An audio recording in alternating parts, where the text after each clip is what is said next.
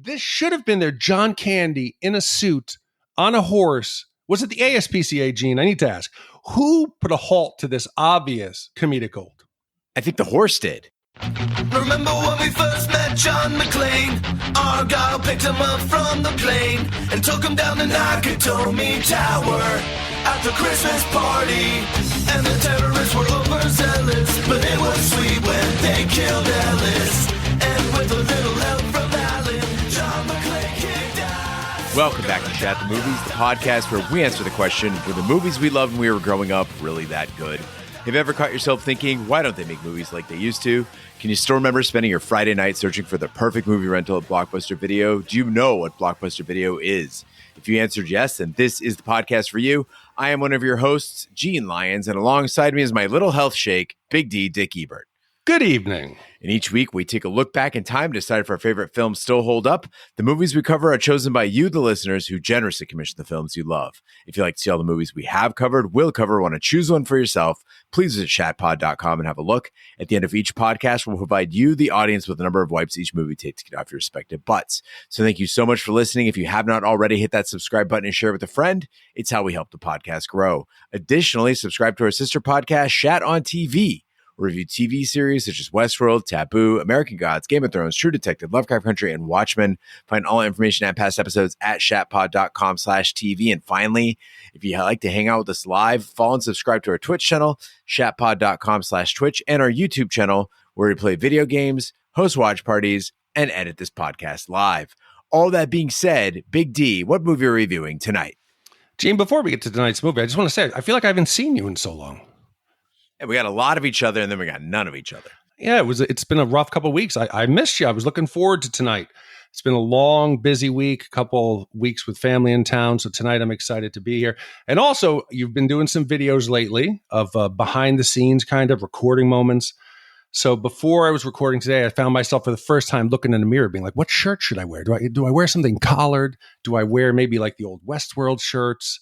I have to be presentable. Yeah, for those who can't see Big D right now, which is likely all of you, he looks like a referee from one championship right now. He's got like a Herb Dean sort of Olivier Coste sort of look there, whereas I look like I was painting the front patio because I was. Well, I even put up a couple posters behind me. There's Animal House. Did you notice? Look, yeah. There's Nightmare on Elm Street. I might put back there the Incredible Shrinking Woman next week if we keep doing these videos, but it's Shappy Hour all over again. It is, and that's why I'm excited for our listeners. And Mark L. this week wrote in, and he asked us to please go back to 1989 and review the John Candy American comedy mystery film, Who's Harry Crumb? And he wrote in and said, hello, Shat crew. I've been listening for a few years now, starting in early 2020 with Big Trouble in Little China and going back through the catalog and catching up. I have loved movies all my life and now listen to podcast reviews while driving and passing time at work. Who's Harry Crumb was in regular rotation in my childhood and played along with Ferris Bueller's Day Off, Uncle Buck, Big Trouble in Little China, and Beetlejuice. I think my mom recorded from a video rental or from HBO. I don't know what it is about John Candy, but I agree with a comment from the Uncle Buck live stream. He is a guy you've always wanted to have for an uncle. I love his bumbling charm and rapid comebacks. While this movie does have some faults, it is one of his best performances, along with Nothing But Trouble. As a kid, it was a 0 wipe movie, but as I've grown older, I think it holds at a firm 2 wipes. Keep shatting, Mark L. So, Mark, I do love his taste in films, but the ranking of these, I think he named the 2 that I would put almost at the bottom. I think at some point, Shat the Movies will have done every John Candy movie, so we'll have to take a look back. But my favorite John Candy moments are always going to be when he's doing like a cameo, when he just appears randomly in a film and has some great line, or maybe like his big 3, right? And none of those are Harry Crumb or Nothing But Trouble. No, and just for our listeners out there, if you want to go back and check out the old catalog, the John Candy we've done is Uncle Buck, The Great Outdoors, Planes, Trains, and Automobiles, Spaceballs, Stripes, and Brewster's Million. So we have done a lot. We haven't done the other favorites that Mark said, and I don't think we'll get to those for years. But we are a fan of John Candy, and it's nice to add another one to the collection. Also, Mark, your mom sounds cool as hell. My mom never would have let us record off of another videotape knowingly. she would be afraid the FBI would come get us or something. Who's Harry Crumb is a 1989 comedy mystery featuring John Candy as the title character and co-starring Annie Potts, Jeffrey Jones, and Shawnee Smith. An uncredited cameo appearance is made by Jim Belushi. The film tells the tale of an often incompetent, sometimes brilliant private investigator, Harry Crumb, who searches for a kidnapping victim.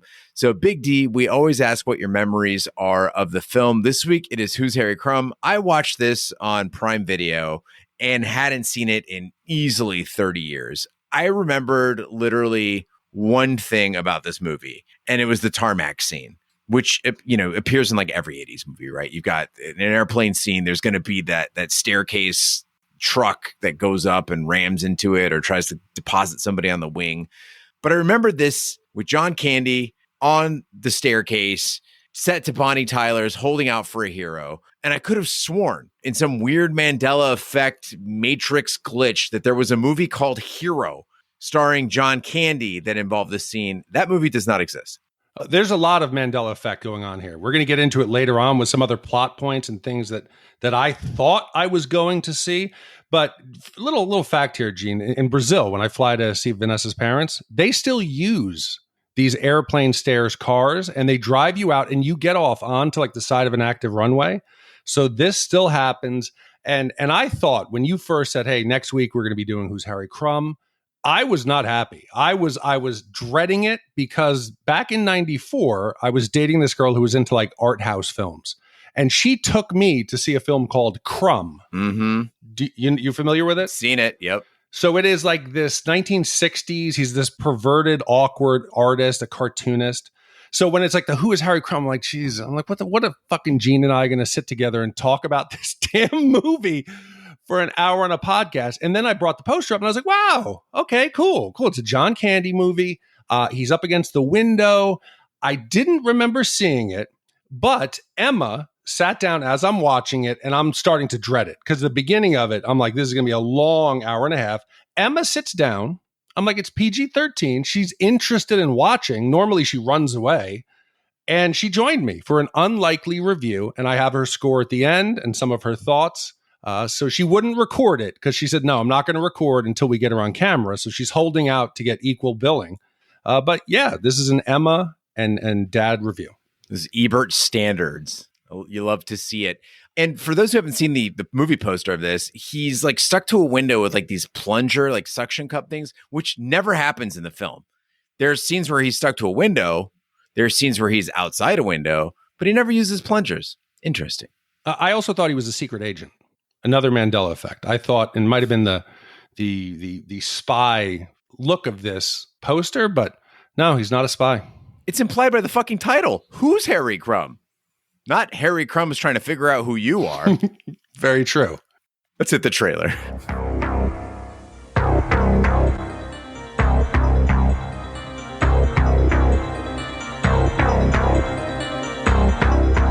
Marie? A woman in danger. A fortune in ransom. I don't care what they want. I'll pay anything. A mystery in the making. You don't know anything about this kidnapping, do you? There's only one man tough enough to intimidate the suspects. Smart enough to uncover the clues. Brave enough to catch the kidnappers. Who is that? Harry Crumb. That's right, the Harry Crumb. He's the last in a long line of great detectives. My reputation precedes me. Otherwise, I'd be late for all my appointments. He's a master of disguise. I am Bijou Delioche. Could you spell that, please? I don't think so. Try it with a D. His mind is like a steel trap. You find that crazy typewriter, and you'll have your kidnappers. It's no wonder they took her. Just look at her. She's perfect. Perfect? Yeah, I don't know. I mean, look at the size of her head. She must be enormous. You get paid for this? Usually, yeah. Are you a fly fisherman? Fishing is my life. Who's Harry Crumb?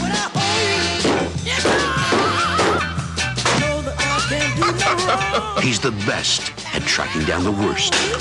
Nimble yet clumsy. Cunning yet naive. He's a man's man. Love by women. He's coming on strong. He's coming through.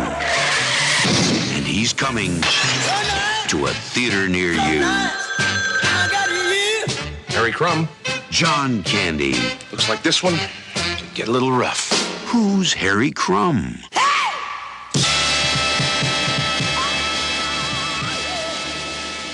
In Beverly Hills, fashion model Jennifer Downing is kidnapped. Her father, multimillionaire PJ Downing, turns to family friend Elliot Drazen, president of the Crumb & Crumb Private Detective Agency, to investigate the case, unaware that Elliot is the kidnapper. Elliot offers the aid of Harry Crumb, the last descendant of the agency's distinguished founders, a bumbling, clumsy, but dedicated detective with a penchant for disguises. Harry is recalled from the Tulsa, Oklahoma branch, where he was assigned 10 years earlier to keep him away from the head office. Elliot believes Harry will be completely ineffective in solving the case. Big D, lately here at Shat the Movies, we have had a string of sexy, sexy movies with some spicy, spicy scenes. Yeah. None of them featured an 80s movie trope I had almost forgotten. And as soon as I mention it, I'm sure you listeners out there will remember, it's the sophisticated lady in the nude nylons. When I was a kid, before my body started registering reactions to this sort of thing, I thought, man, guys must really, really like nude nylons and saxophones. Because in movies, anytime you hear those zoo, zoo, zoo, zoo, and some lady is taking the nylons off, like, oh, yeah. I understand fishnets. Like, that's a thing. You see a lady in fishnets, you go, okay. I understand wearing stockings to keep warm. Utilitarian factor. Love it. But there was this time in the 80s when movies and TV would show a lady like slowly rolling down these like grandma nude nylons. Like, it was the sexiest thing on earth. When this movie did it, right at the opening, I kind of gagged. Like, I don't know if maybe it wasn't my age bracket. Big D, you're a few years older. Was this ever hot? Oh, I thought it was hot today. I thought it looked great. I couldn't make 2 cents of it, but it made me double take. I had to actually hit the menu button to go back, and I watched this on the free. I went and did an AMC free trial, so I got the 7 days. So I watched it. I had to back out to verify that this was PG-13 because it opens up. It's the sax, it's sexy, and there's the silhouette of breasts and nipples, unnecessary to the plot. This makes no sense in the context of the movie, really. She's going to a spa. Just go to the spa, get undressed. You're not doing a burlesque show. It's behind a silky curtain, and she's just getting, hey, let me get sexily undressed. Who's she undressing for? It was unexpected. Also, reminder, listeners, this is the daughter of PJ. Like, this is a young lady. Is she a teenager? I think she's a teenager. Jesus Christ. Yeah, she's a very developed and grown. She's full grown. She's an adult looking girl. You know that because nude nylons. I do agree. And so we've done John Candy movies before. We've done Chris Farley movies before, and they are bigger actors, and their size is usually used to make them the butt of jokes. John Candy, yes, and like Uncle Buck, he's the buffoon. He stumbles around, and they make a lot of the jokes about him being awkward. Chris Farley, fat guy in a little coat, you know, and I found that a lot of the jokes in this, I was hoping for it to be something that would surprise me. You see them coming. They telegraph them to the point where Emma goes, well, what's he doing? Why doesn't he just stand up? Why doesn't he get away from that? You know, when he gets caught in the shredder with his tie, she's like, why doesn't he just ask for help? Why doesn't he just unplug it? She sees it coming. He's stumbling around. It's pulling him. Then his secretary comes in. Or when he falls through the window later and he's on the ceiling fan and nobody notices and he's spinning around. Or Harry swinging in the beginning on that window washer and he flies through the window, ends up in the guy's chair. It's nonstop. He ends up in that oversized air duct. How big is the air duct in this building that you would fit John Candy? This isn't John McClane. This is a large air duct, and he gets sucked through it. It's all predictable. Him on the bike, you know, destroying all the dinosaur bones. If an 8-year-old can spot these jokes coming, I mean, before they've even started, there's a problem with the writing.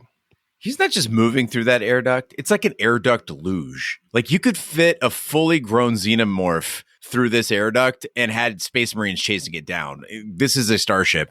But I wouldn't say this movie is completely predictable, Big D. It is very predictable, but they did sprinkle in some inexplicable stuff that did make me laugh. There was that tree that just kept dropping oranges. Like, why is it there? Why is it indoors? Is it diseased?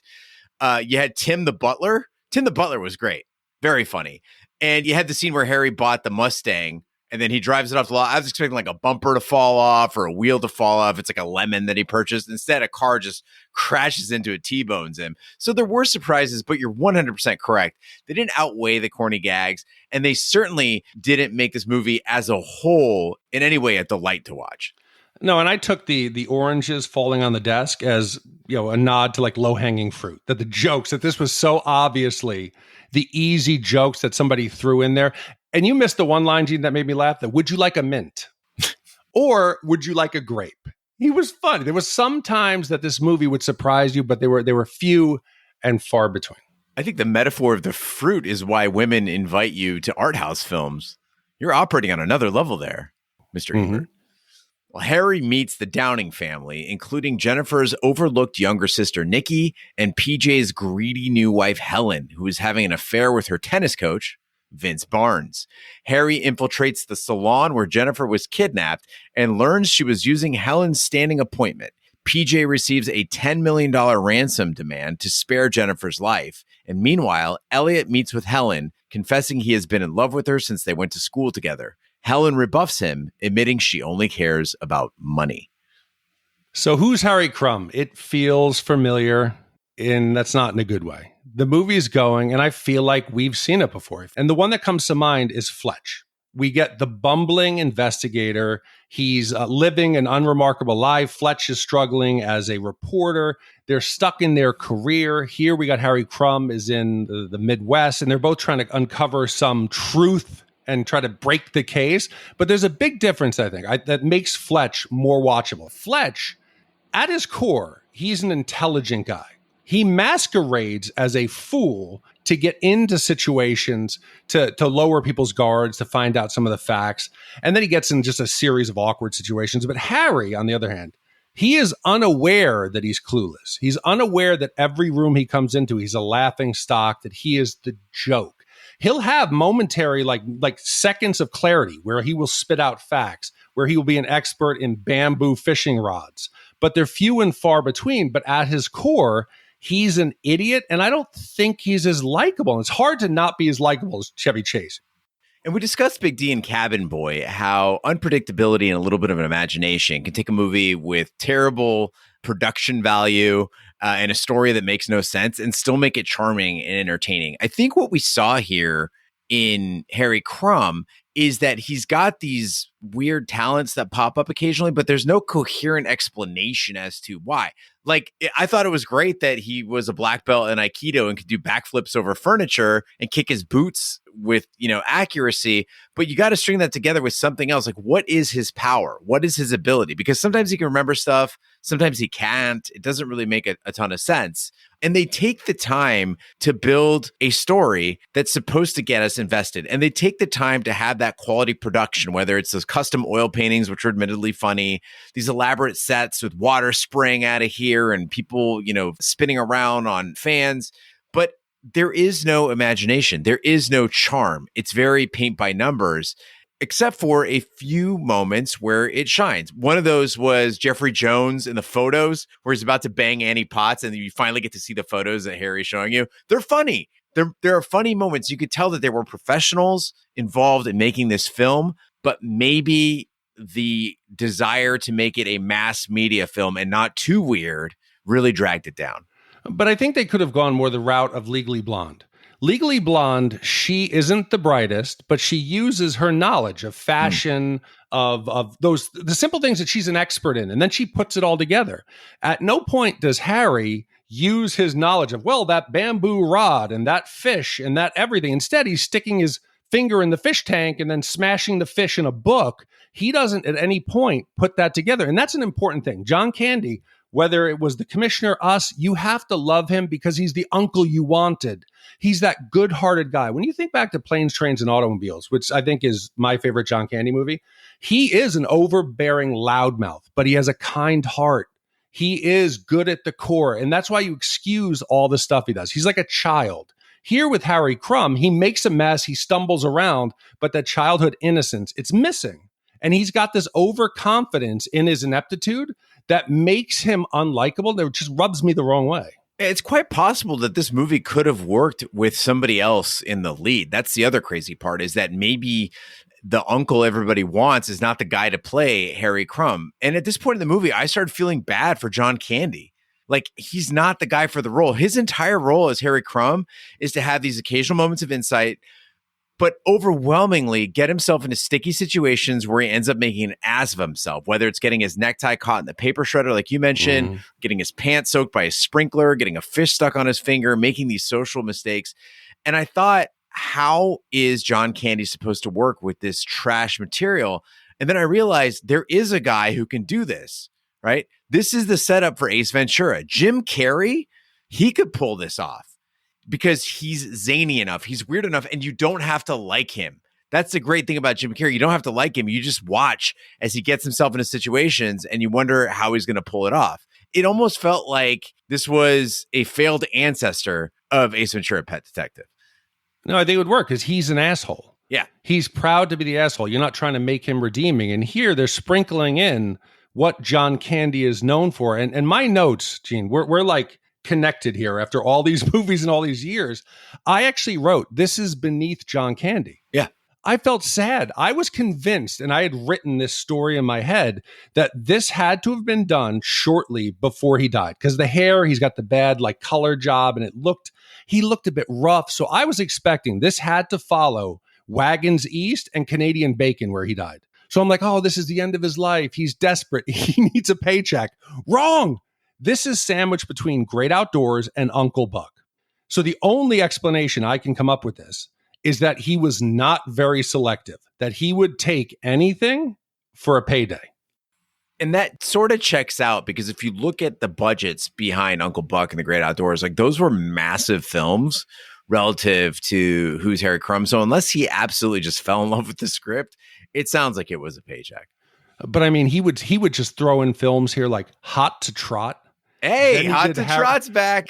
Yeah, he did Harry Crumb. He did something called Speed Zone. Uncle Buck, great. Then he did Master of Menace. He was in Home Alone. Nothing But Trouble. He did Career Opportunity. He's all over then JFK. He's all over the board. So either his agent was like, John, listen, you got a small window here. Let's just take everything, throw it against the wall, and see what works. Because there's no way anybody in Hollywood picked up this script and said, woof, this is a must-do, buddy. You got to do this. This is gonna take you over the top. Well, convinced that Helen and Vince are the kidnappers, Harry begins working with Nikki to investigate them. Concerned that PJ will pay the ransom, Helen and Vince decide to kill PJ so Helen can inherit his money first.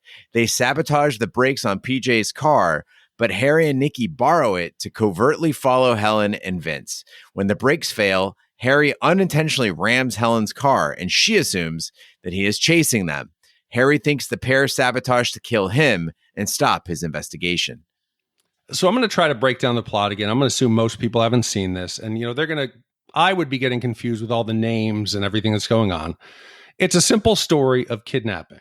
You've got dad, younger stepmom who's cheating with the tennis pro, 2 daughters, Jennifer, who's kidnapped, is the pretty, perfect overachiever. Then the young daughter, Nikki. Nikki is the one I want to talk to, because we get to meet Nikki, and Nikki starts helping Harry. And she's played by Swanee Smith, who is in all the Saw movies. And you see her face, and you'll remember her from a lot of the movies during the 80s and the 90s. She did TV. And she's a ray of sunshine for me. She's the lone cast member who plays a character who is intelligent. She's competent. And she balances out Harry's buffoonery.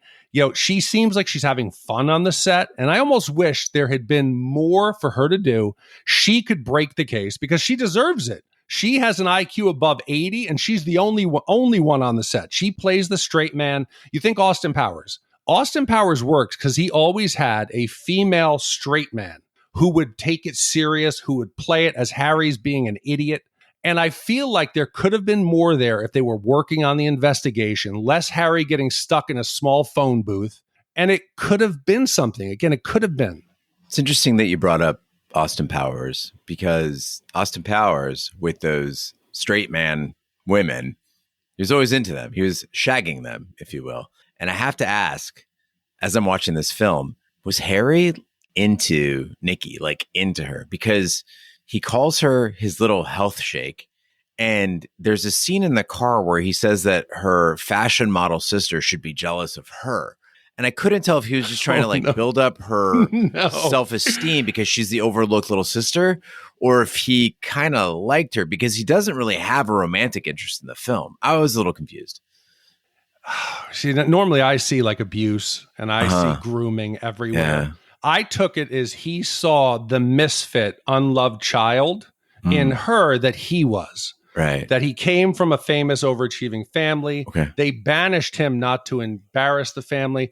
But yeah, he does seem like he's a bit of a groomer. He gets her out there. When they crash the car, he just grabs the back of her head and shoves her down. So there are some weird things in a slightly edited film that would make him seem to be a bit more handsy. Puts her in a box and then wheels her in places. Mm-hmm. He's spying. He's hyping her up everywhere. He's being like, "Oh, she's really great. Your daughter's fantastic. Oh, she's, come with me." So there's a bit of a groomer in him.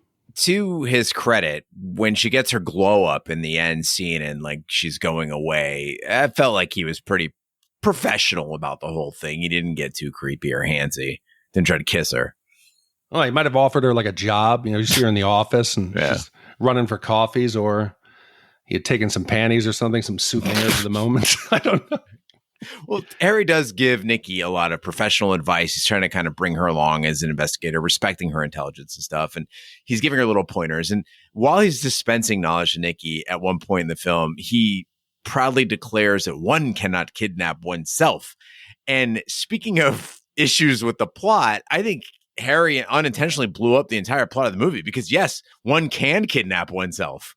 And it would be terrifically easy. Like Helen could have just gone to stay at the tennis coach's love nest and left ransom notes for PJ and collected the money. But beyond that, she's already rich. This is the part I never got is like Helen. She's like, I want the money. Dude, you're married to PJ. You've got his money and you can fuck anybody else you want because apparently you're an info according to your stepdaughter. I don't understand why Helen's doing any of this. No, PJ's clueless.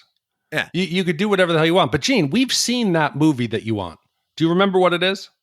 A movie where somebody kidnaps themselves? Yes. Is it The Big Lebowski? Yes, it's a Big Lebowski. We've seen that exact plot. We've seen how that works. But you're right. Why go through all this work? Why put yourself at risk? Are you telling me his net worth is exactly $10 million? That the ransom is exactly every penny he's worth? But the plot is so bad that I started building up these stories in my head that I thought there has to be a mysterious hand behind the scenes, that I thought Nikki was the mastermind. I said, she's the only one who's smart, that she's manipulating things to finally get daddy to realize this was the bright one. She created like some master, like criminal mind that she used everybody to get daddy's love and bankrupt him at the same time. It would make a lot more sense for sure. PJ, I don't think divorcing him would work because a man with that much wealth, like he's guaranteed to have a prenuptial agreement. I do wonder if they could have worked things out though. Did you notice his teeth? Oh my goodness. What was going on with that? I was just going to say that. It reminded me when I was in the Army, when people would dip. They would dip throughout the day and hadn't brushed their teeth. He has plaque and like a buildup on his lower teeth that is noticeable. And I thought maybe it's because it was just me being ultra critical. This would not happen in HD. You would never release this in like a 4K in a movie theater. People would be objectively like just sick if you saw these teeth. And this is Barry Corbin, by the way, the famous Barry Corbin. He was in Northern Exposure and Urban Cowboy. I mean, I'm sure you've seen movies with him. He's a very familiar face. I don't remember his teeth ever being this bad. So they must have done something after this film was made to fix that situation up, because it's just the bottom ones. But holy shit. It is. Holy shit. It's black plaque. It looks like if you had like black mold became an oral hygiene issue. Yeah. It's noticeably bad. And it's not like he's a poor man. You're in Hollywood. Nobody's agent said. Oh, I thought you meant PJ the character. No, like he's got at least $10 million. Yes, I'm talking about his the daughters actor. are going to get spa treatments. Your agent didn't say something. The director didn't say something. John Candy didn't say something. No. I mean, we're not talking Brock Lesnar level bad, but it's pretty bad. It's pretty, yes. For somebody in Hollywood to know they're being filmed, go floss. Can you imagine what would come off if you had one of those like water picks? Maybe that's why he has a beard all the time, just to cover that up. Yeah, it's pretty bad. So I could smell it through the screen. Well, Harry infiltrates the vent system in Vince's apartment complex and overhears characters on TV discussing traveling to Buenos Aires, which he believes is Vince and Helen planning to leave the country. Elliot sends a new ransom demanding the money be exchanged at the horse racing track and takes the briefcase containing the cash from Harry, ostensibly under instructions from the kidnapper, then leaves for the airport. Helen and Vince unsuccessfully try to follow him to steal the money. So, Mark, I think we've established at this point that very little of the comedy in Harry Crumb works for us here at Shat the Movies. Yes, we get some random moments of funny. There's the tic-tac-toe on the spa guest's belly, the pube beard scene. I chuckled. I don't think I laughed out loud. But most of this movie, it's a slog, except for one thing, which is John Candy's disguises. I was shocked at how much I enjoyed the disguise. I'm not normally a disguises guy, but he's so good at doing them. Good. There's the window washer, which is, okay, cool. You're window washing. You would have a uniform, like a window washer, a little hat, little coveralls. But for some reason, he's got like this like Albert Einstein meets Wario sort of thing going on with the big mustache and like the Don King hair. I don't know what's going on there. Or he's got Deju in like that bright blue like he looks like a genie or something like that. VJ from Bombay, the air conditioning guy. All of the costumes, he would have been better off just going as Harry Crumb. He would have drawn less attention to himself. They're so laughably bad. They're so conspicuous that I couldn't even be offended by them. Like, they're not racist. They're not mean-spirited. He's not making fun of Indians. He's making fun of Harry's idiot ideas for disguises. And in these moments, I smiled. This is the John Candy we know and love. It was great. Man, I got to respect it. There was no holding back. And this became the point that I looked forward to because you knew it was going to keep coming. Harry makes Austin Powers look subtle when he does disguises because Austin will do a small thing, like maybe different glasses, or he'll throw like a little different kind of hair on. But each one of these was so unexpected and jarring, Gene. It came out of nowhere that I screamed out loud, "Oh, no, not another one." And when Vinjay comes out and he's accompanied by this centaur and he's like, bing, bong, bing, bing, bong. Emma's like, what is he wearing? Or the fashion guy who's like too tight, too loose. Deju. Yes. With and the D. Try it with the D. And he has the merkin that falls off onto her crotch. And at this point, I'm like, oh, Emma, cover your eyes. Because I'm not sure what's going to come next after the intro. But she didn't question, why is that funny that big hairy thing is on her crotch? But he picks it up. He does the beard. Man, it's funny. It is so much funnier than Fletch. Again, with more glasses and mustache. He's shooting for the stars, and it's almost, when you do it this outlandish, it's almost that it can't be offensive. Don't forget the full drag at the end.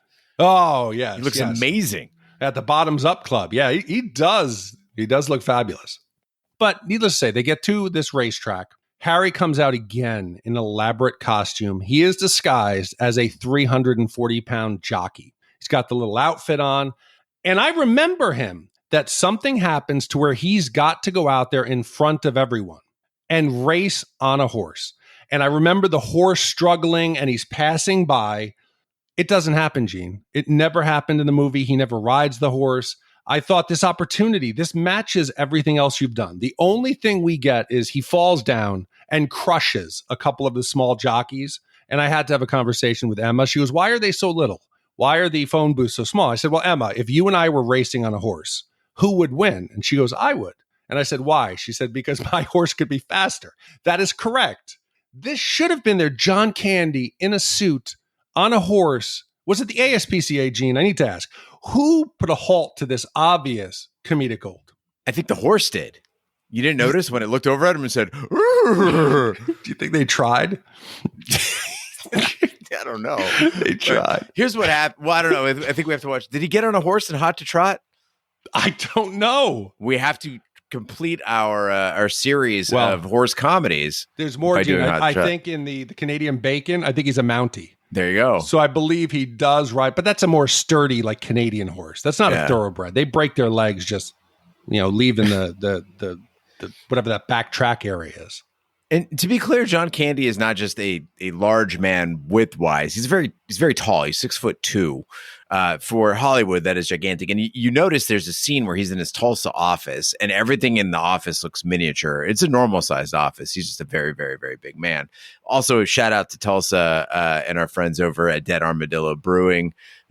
Tulsa is a very cool town. I did not like that it was the butt of a joke here that you send somebody to Tulsa to languish. But John Candy, 6'2", about 300-ish pounds. Did you know Chris Farley was the same weight at 5'8"? These guys are not even in the same ballpark as far as dimensions go. Yeah, I almost wish we could have seen them together, but that would have been. Could have been. It's like when you see it's like when you see a T-Rex and then a blue whale and then a school bus. I'm not saying that these are whale-sized people, but you know what I mean. Like just for the comparison's sake, it's helpful. But you almost physically, that would be like two bulls in a china closet. That's not funny. They would. You couldn't put them on a set together. Anybody out there with AI skills, if you could just do some sort of an image or animation of what would happen if you had John Candy and Chris Farley in a china shop together, I'd really love to see that. You can just email us, host@shatpod.com. Thanks in advance. Well, at the airport, Elliot calls Helen, admits his role in the kidnapping, and asks her to come with him to Buenos Aires, to which she readily agrees. Vince intercepts the pair, taking the money and causing Helen to rejoin him. They bind and gag Elliot before boarding the plane, and Harry and Nikki commandeer a stair truck and ram it into the plane, allowing Harry to capture Helen and Vince. With Jennifer saved, Harry and Nikki celebrate while Elliot confesses and is arrested. Harry is named the new president of Crumb and Crumb, facing a new case, a murder at the Bottoms Up Club in San Francisco. So we're sometimes accused of being snowflakes, being overly sensitive, social justice warriors, that we just don't understand the times when these movies came out, despite the fact that we were alive during those times. But I do have certain sensitivities I've developed as an adult living in 2024. And one of those is to seeing a gun at the airport. When they pulled the gun at the airport in this movie, I gasped audibly. Like, there's a gun in the airport. Oh my God. Vince pulls the gun on Helen and Elliot. It seemed like something out of make-believe. It would have made just as much sense if like a comet had flown in through the window. I was not expecting to see it. But then I realized, wait, I've taken a gun to the airport plenty of times. Like, you have to check your firearm. And by the way, if you haven't done that, very weird experience, because you got to take your gun in a case, past security. I mean, like not the TSA, but like the cops and stuff who are at the airport, up to the ticket counter and say, hey, I've got a firearm here. Don't do it in a note. Just let them know verbally. And I've got my ammunition packed separately. I need to check it. So I'll give the movie that. This is a thing that you could do today. You could take a gun to the airport, not pull it on people, but you could take it at least to the counter, right? But later on, we see Vince on the airplane with a gun. And Big D, you talk about, issues with the plot. How the hell did the gun get there? We see Harry, he's stuck at the metal detector because the plate in his head. So we know that there is a metal detector to have to go through. Security was in place. How the fuck they get the gun in there? See, but I think like the 80s again, people who were not alive, it was a different time. I remember when you could smoke on an airplane. Oh, yeah. That's a bad idea. You would have a smoking section and a non-smoking section. Like that matters when you're in a big metal tube. It's all a smoking section. But the TSA wasn't founded until after September 11th. So right. I remember it being more like a suggestion. Like they'd have a metal detector, but they really didn't think there was a threat. You used to be able to go to the gate. So if you had a family member coming, you would go to the gate where the planes people were boarding. They'd come off, you'd have flowers or whatever. It was a real different time. But I agree. When he pulled that gun out in the terminal, I said, what the fuck? I said, holy shit. But that metal detector joke, that's another one that worked for me. He's going back and forth. He keeps setting it off. The line behind him keeps backing up. He finally goes, it's the metal plate in my head. I heard it when I fell off my bike as a kid. And the crowd goes, Oh. And then he goes, it's okay. I'm better. They go, and they're happy. So for me, that joke, it paid off. But We talked about this a couple times recently in the theory of, I think it was Trey Parker from South Park who said, when you're writing a script, it should be therefore. Gene was part of a podcast. Therefore, he bought a microphone. Therefore, he set aside time to record. Do not have it ever be but then, because but then makes writers lazy. Yeah, that's how you get Game of Thrones season 8. Yeah, 100%. I don't know if the movies have just improved in the last 34 years or audiences back then expected less. Why is Jennifer being held at the airport in some shed by a lion tamer? Were they going to ship her on the plane to Buenos Aires? Why, Gene, is there at the airport a conveniently unlocked room that has hoists and chains mounted to a chair, perfect to tie someone up? Why is Harry chasing the plane on the moving staircase? None of this connects logically, and it makes it less funny because you can do whatever you want. You're not wrong, Big D. This movie does not make a lot of sense. The plot is a mess. There's a lot of questions and plot holes that just do not get answered. And I understand it's a comedy, people, but the point is that you could easily write it to make sense and still be a funny movie.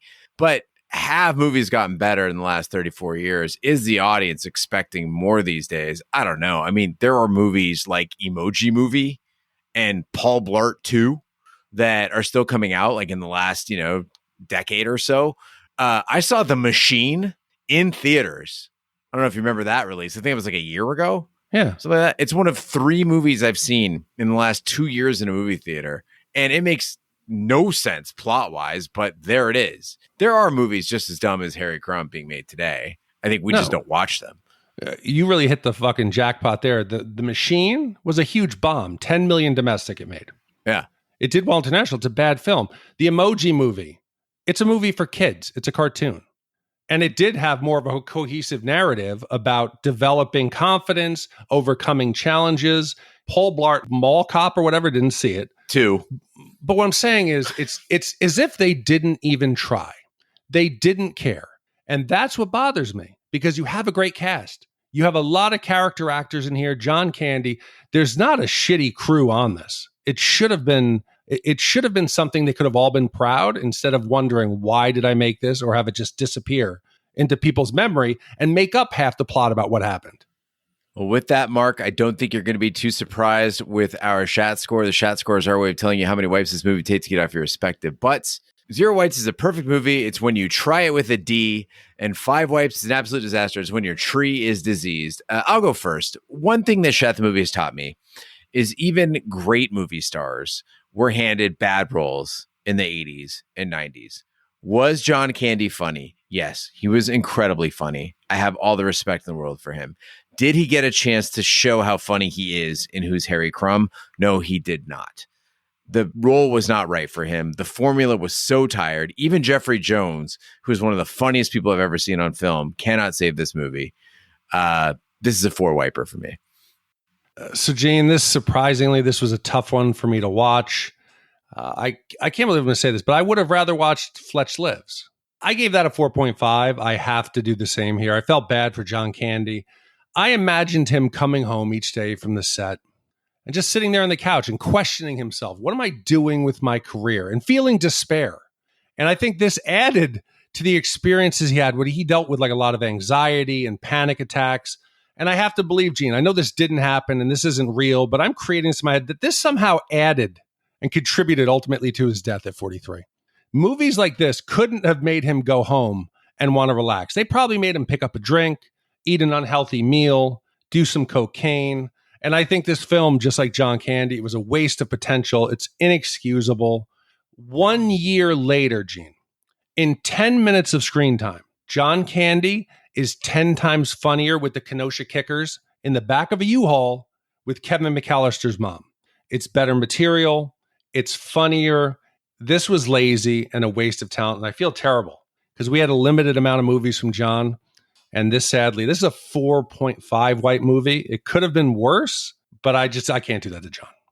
And then for Emma, I couldn't explain the Shat wipe score to her. So I just said, out of 10, how many is it? She said it's an 8 out of 10. She thought it was very funny. She thought he was very funny. And I asked who her favorite characters were, and she said she wouldn't tell me, but she really enjoyed the film. And if we want to get more out of her, we have to get her on mic. So maybe next film we'll give her a heads up and get her out here. But she's playing hardball, Gene. She's working. She's negotiating a contract, I think. So 8 out of 10, that's a one wipe, I guess? Yeah, I think it probably is one. You can add it to the Shat score. I think she gave it a one wipe. I think she would have. All right. So with one wipe from Emma, 4.5 wipes from you, and 4 wipes from me, geez. it gives us an average wipe score of 3.16 repeating wipes for Who's Harry Crumb. Wow, Emma's going to be so proud to know she's officially in there. And again, Gene, somehow it always works out when we do these rankings. So with a score of 3.16, that now makes this film tied in the 234 spot. It is better than Dirty Work, Judgment Night, Lost Boys, and Caddyshack.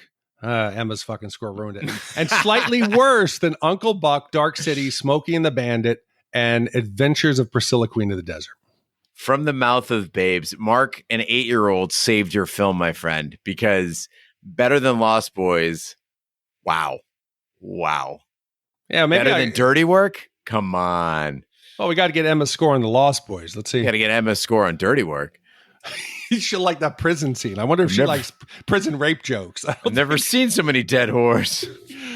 Yeah, you can't do that.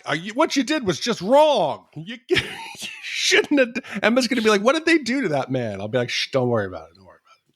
All right, Mark, that was a squeaker of a score. Thank you so much for the commission. And that list of thank yous goes a little bit longer. I have 2 very, very special thank yous. One to our friend Brian Sykes, a listener who wrote in and was adamant that we mark the death of Louis Gossett Jr., which Big D did on social media, but we have not officially done on the podcast. Great loss. Chappie is a hero to all of us, and we'll remember him fondly. Enemy Mine. A great alien. I think it was him and Dennis Quaid. Great actor. I mean, he broke ground. He was a trailblazer on screen, behind the scenes. Seems like an Academy Award winner, I believe, for Officer and a Gentleman. Great actor. We need to do more of him. And it was a sad passing. And that's how you start to realize you're getting older, when the people you remember being strong action hero types start passing away as old men. You start to realize that our time on this rock is not. O.J. Simpson. Yeah, I don't want to. I mean, he was strong. He was very. He was strong, but very talented, swift, and he was swift. Yes. Yeah, he was stealthy. He was quite strong, and I can't be making him sound like a ninja. I'm just picturing him going through the back like yards in Brentwood or wherever he fucking was, but. Yeah, I think Louis Gossett will be remembered much fonder than OJ. And my next thank you, I want to send a big thank you to Chris D, another Shat the Movies listener, who generously gave $1,000 to the Distinguished Gentleman's Ride. So for those of you who aren't familiar, I do the Distinguished Gentleman's Ride every year. It's a ride for men's health, for cancer, and also for mental health. So we collect contributions that are sponsorships, and then we go and we ride our motorcycles dressed like fancy lads. So I'll be doing that again this May, and Chris gave $1,000 to that cause. So Chris is a big rugby fan, rugby player, and as a thank you, I asked him if I could do a rugby movie for him. He chose Invictus. It was that or Alive, and I think Alive was already commissioned. So Invictus is the movie that we're going with. It is a little bit outside of our years, but I'll be doing that one as like a live stream, and we'll release it as a special episode. So it's not going to interrupt the flow, those of you who have commissions that you've been waiting on. So big thank you to Christy as well. And if you'd like to support the Distinguished Gentleman's Ride, just follow me on social media. I'm Gene Lyons on Instagram, Gene_Lyons_ on Twitter. Or reach out to us through Shat the Movies, and I can give you the link if you'd like to toss us a couple bucks. It'd be really helpful. Yeah, I'd be excited to watch that with you, Gene. I think it's much better than Alive. Alive, it's a rugby team, but there's not much rugby involved. I don't think they were playing after the crash. It's more cannibalism and just Lord of the Flies and people dying than an invigorating match of rugby. Now, Big D, in addition to these thank yous, we do have some voicemail that came in specifically for you. It's Mike from Upland calling in about Eternal Sunshine of the Spotless Mind. Hello, Shat crew. This is Mike from Upland once again. Just listened to the Eternal Sunshine of the Spotless Mind episode, and boy, was that awesome. So cool to hear Ash again, get her perspective and take on a pretty awesome movie. Groundbreaking, ahead of its time. And in my previous voicemail, when I commissioned With Nail and I had mentioned my commonality of experience with Gene. And let me tell you, did this movie bring out the commonality of experience I also share with Big D. Uh-oh. I spent every summer from 94 to 96 in Montauk working different restaurants and resorts and partying with American college kids and Irish kids. It became like the 33rd county of Ireland every summer back then. These kids would get their J1 visas and either go there or Cape Cod. And boy, did we have too much fun. Just to throw out some names, maybe Big Deal recognized. There was the Clam Bar on the Napeague Stretch. There was the Surfside Inn on Old Montauk Highway, Gosman's Docks. Come on, say it. Yeah. Say it. There was the Old Shebeen right on up. the lakeside there. Crazy times, man. Yeah.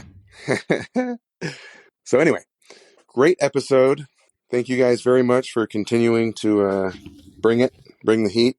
And I'm thinking in the future of, I'm going to let you guys decide if you'd rather watch Oliver Stone's Salvador or Martin Scorsese's After Hours. After Hours, I was thinking for Big D, it'd be a nice little triptych through Manhattan in that era. Probably, I think when he was living there. Yeah, little nighttime escapades of our hero, played by, can't remember the actor's name. All right. Y'all be good now. Yep. So, Mike, I kept waiting for you to say one more. This weekend, I got together with a bunch of friends, a lot of whom were up in New York at the same time I was, and we were talking about summers in the Hamptons, and we talked about the Bawdy Barn. Anyone who remembers it, please write in. Gene, it was only open during the summer. There was a small restaurant and bar that in the summer would bring out a circus tent. So you would pay, I think, $10-15 to get in, and it was 25. I think it started out 25-cent beers, then the next hour, 50 cents, 75, $1. You would buy trays of like 100. Yes. You'd walk the crowd. People would share drinks. You could grab a couple. They would play songs where everybody would reenact scenes. I think there was Sweet Caroline. People would get down on the ground. It was the theme to Hawaii, Hawaii 5-0. Everybody would sit on the floor in a row and pretend they were rowing boats, and people would just pour beers down your face. It was wild. People would show up in costumes. It was a shit show beyond belief. If you grew up in Long Island or went out there to party in the Hamptons, the Bawdy Barn, I hope he has a memory of it, because this place was out of control. Google it. Their symbol was like a smiley face.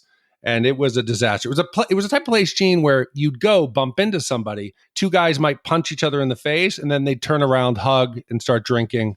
It was it was just reckless. It was like a wasteland of just it was wild. Yeah, those places are really disappearing. We had a place like that in Arizona called Minder Binders. Now it's like a wedding venue or something like that. But I found that the refinement, everything has to be refined now. And this is going to be an old man rant, but I feel like the stuff that my niece and nephew go to, the stuff that the kids are going to these days, it's all like kind of upscale. It's all very controlled. It's all kind of bougie, for lack of better words.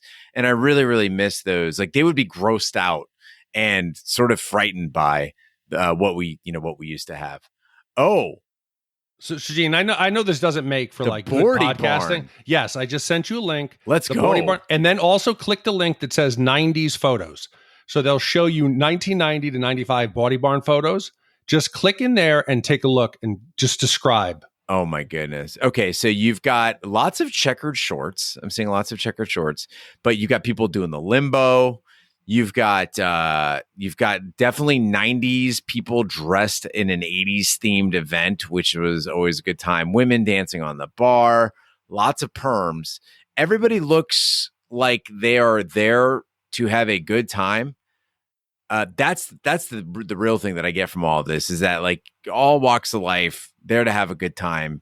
In a circus tent. In a circus. It is. I forgot. Yes. Tent. Also in the circus tent. Yes. But it's, this is basically it was basically Tijuana. Yeah. It's Tijuana, but in America. Bordy Barn. Well, thank you, Mike, for your voicemail. If anyone else out there has voicemail they'd like to send to us, just go to shatpod.com, use the SpeakPipe feature, and we have tons more queued up. I know these are all like several months old. We are working on getting another voicemail episode together so we can kind of rip through a bunch of these, do it live on Twitch and YouTube. So stay tuned for that. We've got a lot of work to do, but we've just been so busy with our respective lives. Things should slow down for me, certainly in the summer when it's in Arizona. You don't want to go outside or do anything. So hopefully we'll get caught up on these soon enough, and we appreciate your patience. Big D, what do we have coming up next week? Gene, next week, Russell Walker has started a new hip-hop and rap label called Crush Groove, which features a stellar list of actors that include Curtis Blow and Run DMC. However, Walker doesn't have sufficient money to keep the label up and running, especially after Run DMC scores a big single. As he struggles to fund the label, more and more rap groups like the Beastie Boys and LL Cool J emerge from the New York City hip-hop scene.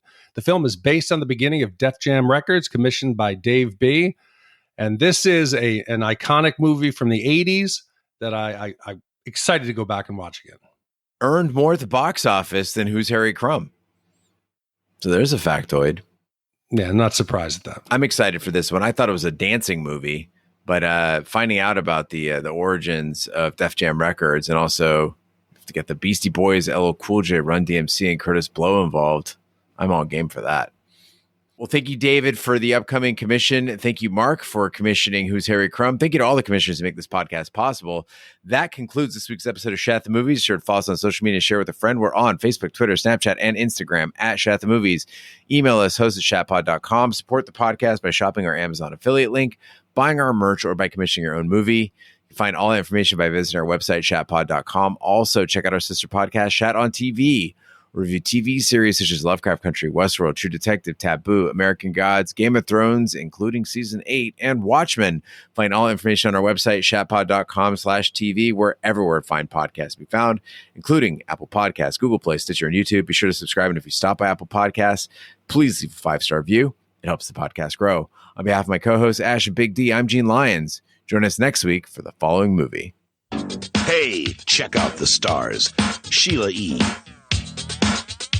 Run DMC, the Fat Boys, Yeah, the Fat Boys, and Curtis Blow. The story